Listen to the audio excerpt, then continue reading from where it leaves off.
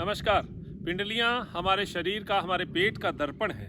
पिंडलियाँ अगर नरम है तो हमारा शरीर नरम है। वो सिंपल सी क्रिया मैं आज आपको बता रहा हूँ, जो कि मेरे कई योग की क्रियाओं में पहले मैं बता चुका हूँ, लेकिन सिंपल इसी एक क्रिया पर आज हमारी चर्चा होगी।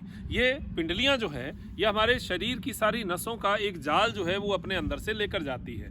जब ये टाइट हो जाती हैं तो इसका मतलब है वायु का वेग, हमारे पेट में हमारे गैस की प्रॉब्लम, ये सब है और पिंडलियाँ टाइट हो रही हैं। पिंडलियाँ नरम होना क्या होता है ये आप समझिए।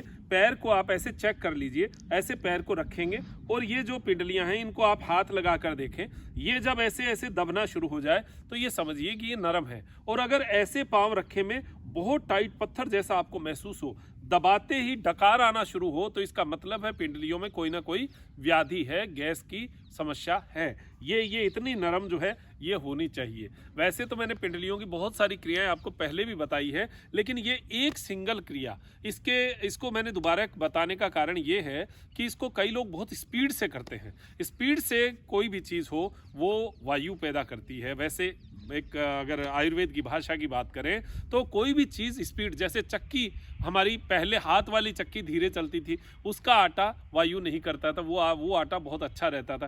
लेकिन आज स्पीड से जो है वो चलती है चक्की, तो उसका आटा वायु करेगा। वैसे ही आप तेज़ हवाओं में योग नहीं करते हैं। ये कहा जाता है कि तेज़ हवा में योग नहीं करें, वो वायु कारक होता है। तो शरीर में वायु का वेग बढ़ जाता है। तो इसी प्रकार तेजी से किसी भी चीज़ को करेंगे वो योग नहीं होता, वो फिर एक्सरसाइज हो जाती है। तो एक्सरसाइज एक अलग चीज़ है। योग जो है वो आप आसन, योग आसन जो है वो आप 80 साल की एज तक भी कर सकते हैं। लेकिन एक्सरसाइज जो है वो युवावस्था या जिसका समर्थ शरीर है वो ही कर पाते हैं। तो योग आसन ही आप करिए, जिससे आपका शरीर जो है वो सुडौल रहे और आप लंबी उम्र तक जो है उसको कर पाए। तो आज जो है इसकी क्रिया को आप बैठकर कदम ताल कह सकते हैं। तो ये बैठकर कदम ताल है। और कदम ताल हम खड़े होकर जो करते हैं, जो हमारे आर्मी पर्सन लोग कदम ताल करते हैं, उसका कितना इफेक्ट है, वैसे ही ये बैठ के कदम ताल है, पिंडलियों की कदम ताल। तो इसको करना कैसे है, देखिए कई लोग ऐसे ऐसे करते हैं, इस तरीके से पिंडलियों को पटकते हैं। पैरों को पटकना नहीं चाहिए, ये हमारे बुजुर्ग शुरू से कहते हैं,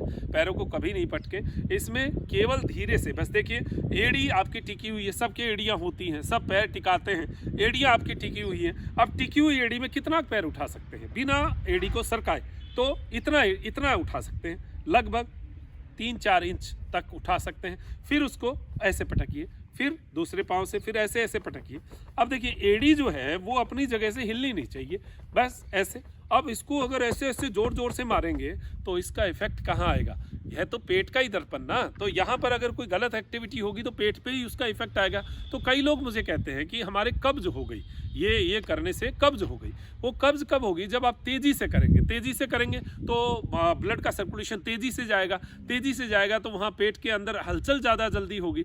हलचल होगी तो कोई ना कोई देखिए मोशंस में कुछ उपचुक तो हो सकता है। तो आप थोड़ा सा इस बात को गौर करें कि मैं कैसे करूं। तो देखिए हाथों को आराम से रख लीजिए। अगर ऐसा नहीं बैठा जाए, दंडासन में कई लोगों से ऐसे नहीं बैठा जाता, तो दीवार का सहारा ले लीजिए, पीछे दीवार रख लीजिए, दीवार हो तो आप बैठ जाइए। अब देखिए इसको करना कब कब है, सुबह खाली पेट बहुत बेस्ट है, शाम को भी आप खाना खाने से 1-2 घंटा पहले कर लीजिए आराम से, बहुत धीरे धीरे। देखिए इस तरीके से ऐसे। अब ये वाइब्रेशन जो है ये आपको पूरा पेट तक तो मिलेगा, और अगर आपने इसको 3-4 मिनट कर लिया तो आपको पूरा पसीना आना महसूस हो जाएगा, पसीना आएगा। कई लोगों की मैंने देखा है कि नाक बंद हो ना, तो ये पिंडलियों की 4 से 5 मिनट अगर आपने क्रिया कर दी तो आपका नाक तक खुल जाता है। मतलब इतना इसका इफेक्ट जो है वो महसूस होता है। ये तो मैं प्रयोग करता रहता हूँ, सभी लोगों से राय मशवरा होती रहती है। कोई बहुत ज़्यादा इसका साहित्य नहीं है, लेकिन हम लोग एक व्यवहार में जब करते हैं तो इसका पता चलता है कि वाकई में इन चीज़ों का क्या इफेक्ट है।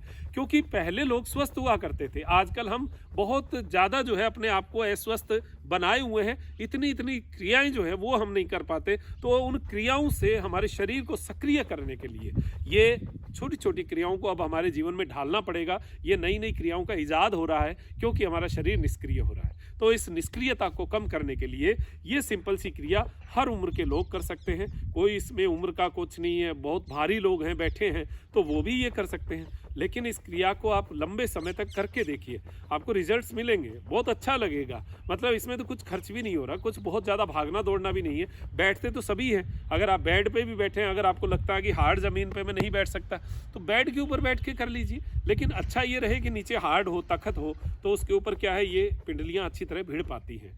और जिनको बहुत ज़्यादा घुटने की प्रॉब्लम हो ना, घुटने का डॉक्टर ने मना किया है, उनको नहीं करना है, कोई ऑपरेशन पैर का हो गया, कोई फोड़ा फुंसी हो गया, ऐसे लोगों को नहीं करना। एड़ी में कर सकते हैं, एड़ी दर्द हल्का फुल्का है तो किया जा सकता है। बस थोड़ा सा आपको खुद को पता है जी कि आपके शरीर में क्या प्रॉब्लम है, वो प्रॉब्लम में अगर वो चीज़ आपको तकलीफ देती है तो मत करिए। लेकिन सिंपल अवस्था में, सामान्य अवस्था में इसको, पिंडलियों को ऐसे आप लगाइए 3-4 मिनट, एक बार आंख बंद करके मेरे कहने से 3-4 मिनट इसको लगातार करके देखिए, फिर बताइएगा आपको क्या फील होता है। उठ के चलने में, बैठने में आपको बहुत अच्छा लगेगा।